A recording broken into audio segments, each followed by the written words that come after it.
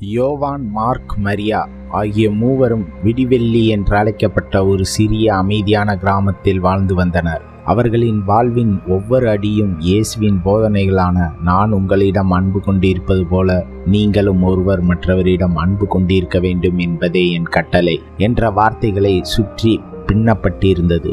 யோவான் கிராமத்தின் மிகச்சிறந்த வேட்டைக்காரன். அவன் கைகள் வலிமையானவை, ஆனால் இதயம் அன்பானது. மார்க்கு வயல்களில் உழைத்து மண்ணுடன் கலந்த ஒரு அமைதியான விவசாயி. அவனது வார்த்தைகள் குறைவாக இருக்கும், ஆனால் செயல்களில் நேர்மை இருக்கும். மரியா கிராமத்தின் ஒளி. அவளின் புன்னகை இருளையும் போக்கும்.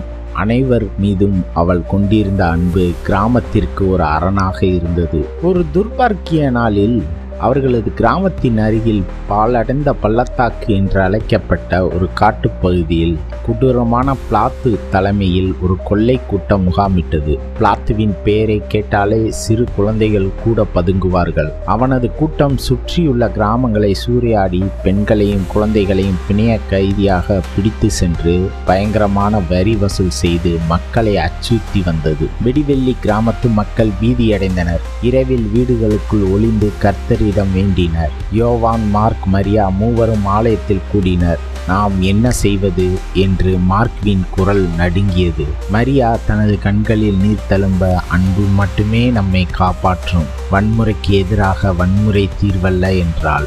ஆனால் யோவான் தன் கையில் இருந்த வேட்டையாடும் ஈட்டியின் பிடியை இறுக்கினான். அவன் மனதில் இயேசுவின் மற்றொரு போதனை எதிரொலித்தது. தம் நண்பர்களுக்காக உயிரை கொடுப்பதை விட சிறந்த அன்பு யாரிடம் இல்லை. நமது நண்பர்களை, நமது கிராமத்தை பாதுகாக்க நாம் போராட வேண்டும் என்று உறுதியான குரலில் கூறினான்.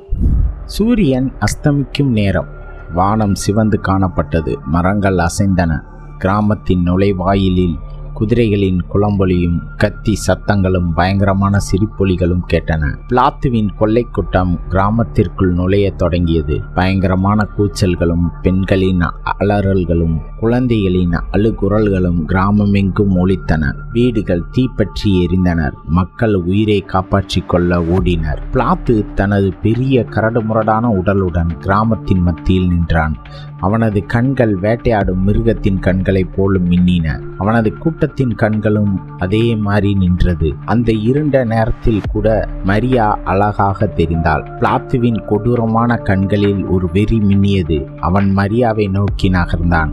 அவளை கடத்த எண்ணி கைகளை நீட்டினான். திடீரென யோவான் மின்னல் வேகத்தில் பிளாத்துவின் முன் பாய்ந்தான். மரியா என்று அவன் கத்தினான். அவனது கையில் இருந்த வேட்டை ஈட்டி பிளாத்துவின் கை அருகே இருந்த ஒரு கொள்ளைக்காரனின் மார்பில் பாய்ந்தது. சண்டை தொடங்கியது. யோவான் தன் உயிரையும் பணயம் வைத்து மரியாவை பாதுகாக்க தீர்மானித்தான்.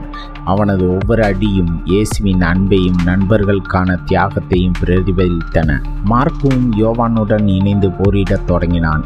அமைதியான மார்க்கு இப்போது சிங்கத்தை போல் உருமினான். அவனது கைகளில் இருந்த விவசாய கருவிகள் போர்க்கருவிகளாக மாறின. அவர்களின் போர் உக்கிரமானது.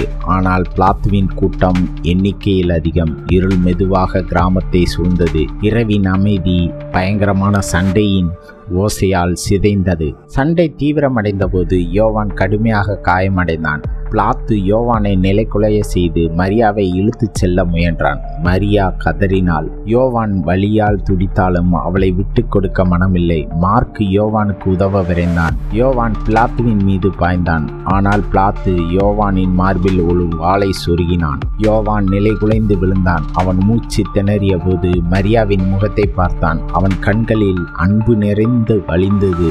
நான் உங்களிடம் அன்பு கொண்டிருப்பது போல நீங்களும் ஒருவர் மற்றவரிடம் அன்பு கொண்டிருக்க வேண்டும் என்பதே என் கட்டளை. தம் நண்பர்களுக்காக உயிரை கொடுப்பதை விட சிறந்த அன்பு யாரிடம் இல்லை என்ற இயேசுவின் வார்த்தை அவன் மனதில் ஓடின. யோவான் தன் நண்பர்களுக்காக, தான் நேசித்தவர்களுக்காக தன் உயிரை கொடுத்தான். அவனது தியாகம் மார்க்கையும் மரியாவையும் அதிர்ச்சிக்குள்ளாக்கியது.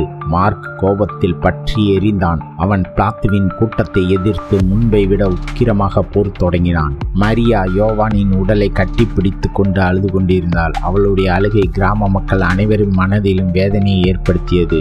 யோவானின் மரணம் மார்க்குவிற்கு ஒரு மாற்றத்தை ஏற்படுத்தியது. அமைதியான மார்க்கு பயங்கரமான போர் வீரனாக மாறினான். அவன் தனியாக பிளாத்துவின் கூட்டத்தை எதிர்கொண்டான். ஒவ்வொரு அடியும் மீண்டும் யோவானின் தியாகத்தை நினைத்தான். கிராம மக்கள் மார்க்கின் வீரத்தை பார்த்து அவனுடன் இணைந்தனர். அவர்கள் ஒன்றாக பிலாத்துவின் கூட்டத்தை எதிர்த்தனர்.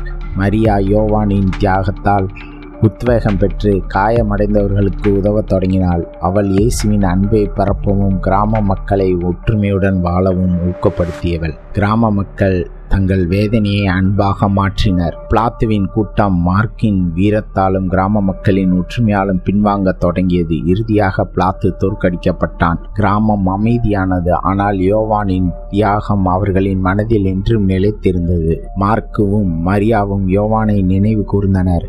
நீங்கள் என்னை தேர்ந்து கொள்ளவில்லை, நான் தான் உங்களை தேர்ந்து கொண்டேன். நீங்கள் கனி தரவும் நீங்கள் தரும் கனி நிலைத்திருக்கவும் உங்களை ஏற்படுத்தினேன் என்ற இயேசுவின் வார்த்தைகளை அவர்கள் உணர்ந்தார்கள்.